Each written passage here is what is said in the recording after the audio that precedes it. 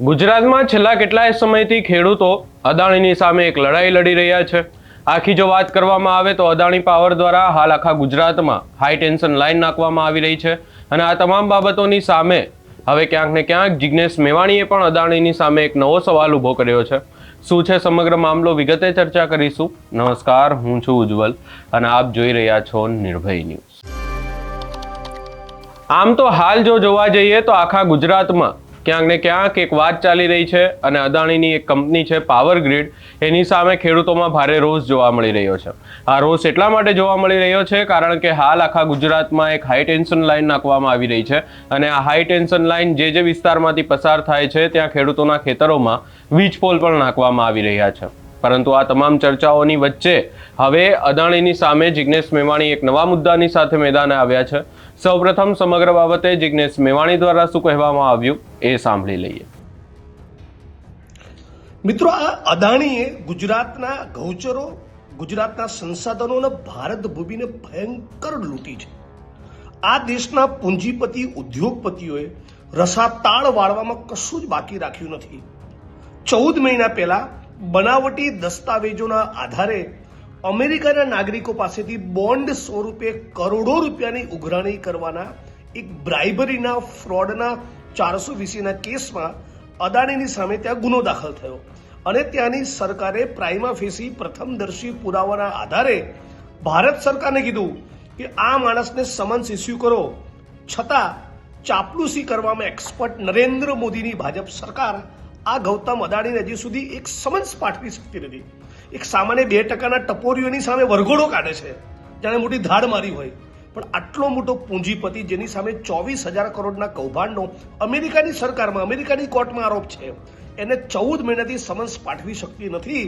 તો છેલ્લે થાકી હારીને અમેરિકાની સરકારે અમેરિકાની કોર્ટમાં ગઈકાલે કીધું કે તમે અમને પરમિશન આપો, તમે ડાયરેક્ટ ઈમેલ કરીને અમને સમન્સ પાઠવીએ। તમે કલ્પના કરો, નરેન્દ્ર મોદી પોતાની એવી છબી ઊભી કરવાની કોશિશ કરી છે કે હું ખાતો નથી ને ખાવા દેતો નથી, તો જેણે 24,000 કરોડનું કૌભાંડ કર્યું છે અને અમેરિકાની કોર્ટ કહે છે, અમેરિકાની કોર્ટ સમન્સ ઇસ્યુ કરે છે અને છતાં ગુજરાતની સરકાર કે ભારતની સરકાર એ અદાણીને સમન્સ પાઠવવા તૈયાર નથી। મતલબ કે ભ્રષ્ટાચારીને સ્પષ્ટપણે છાવરી રહી છે। એટલું જ નહીં, આ તો સિવિલ કોર્ટ, સિવિલ મેટર, પણ સાથોસાથ અદાણીની સામે ક્રિમિનલ મેટર પણ દાખલ થઈ છે। આવનારા દિવસોમાં અમેરિકાની સરકાર ભારતની સરકારને પણ કે આને અમે પ્રત્યારોપણ કરીને અમને સોંપી દો, અથવા તો અદાણી બીજા કોઈ રાષ્ટ્રમાં ફરવા જાય તો ત્યાં પણ એની ધરપકડ કરાઈ શકે, અથવા તો સિવિલ મેટરમાં હાજર થવા જાય તો પણ અમેરિકાની પોલીસ એમની ધરપકડ કરી શકે એમ છે। તો આવા માણસોને કોન્ટ્રાક્ટ આપવાનું, છાવરવાનું નરેન્દ્ર મોદીની ભાજપ સરકારે તાબડતોબ બંધ કરી આ અદાણીની તમામ સંપત્તિની ઉપર 20% વેલ્થ ટેક્સ લગાડવો જોઈએ અને એમાંથી જે આવક થાય એમાંથી આખા ગુજરાતના 33 જિલ્લામાં હેલ્થ અને એજ્યુકેશનનું ઇન્ફ્રાસ્ટ્રક્ચર, શાળા, કોલેજ, યુનિવર્સિટી, લાઇબ્રેરી, આંગણવાડી, પીએચસી, સીએસસી અને ડિસ્ટ્રિક્ટ હોસ્પિટલ ઊભા કરવા જોઈએ। અહીંયા જિગ્નેશ મેવાણી દ્વારા હવે એક નવી વાત કરવામાં આવી છે અને સ્પષ્ટ કહેવામાં આવ્યું છે કે અદાણીની સામે ક્યાંક ને ક્યાંક તંત્ર કમજોર હોય એવું લાગી રહ્યું છે। તંત્ર દ્વારા હાલ કોઈ પણ પ્રકારે એક્શન પણ નથી લેવામાં આવતી। અહીંયા એક કેસની વાત કરવામાં આવી અને કેસને લઈને કહેવામાં આવ્યું કે અદાણીને ક્યાંક ને ક્યાંક એમની સામે સવાલો પણ ઊભા કરવામાં આવી રહ્યા છે, એમને સમન્સ આપવાની પણ વાત થઈ રહી છે, પરંતુ કોઈ પણ પ્રકારે જે છે તંત્ર દ્વારા જવાબ નથી આપવામાં આવી રહ્યો। વધુમાં જિગ્નેશ મેવાણી દ્વારા અહીંયા અનેક સવાલો ઊભા કરવામાં આવ્યા છે।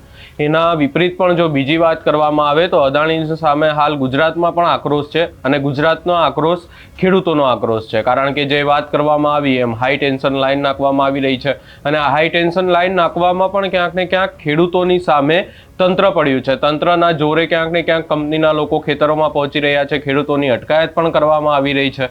આ તમામ ચર્ચાઓની વચ્ચે હવે જિગ્નેશ મેવાણી દ્વારા જે નિવેદન આપવામાં આવ્યું છે એને લઈ અને તમારો શું અભિપ્રાય છે એ અમને કમેન્ટ કરી જરૂર જણાવશો। અમારી ચેનલ નિર્ભય ન્યૂઝને લાઇક, શેર, સબસ્ક્રાઇબ કરવાનું ભૂલશો નહીં।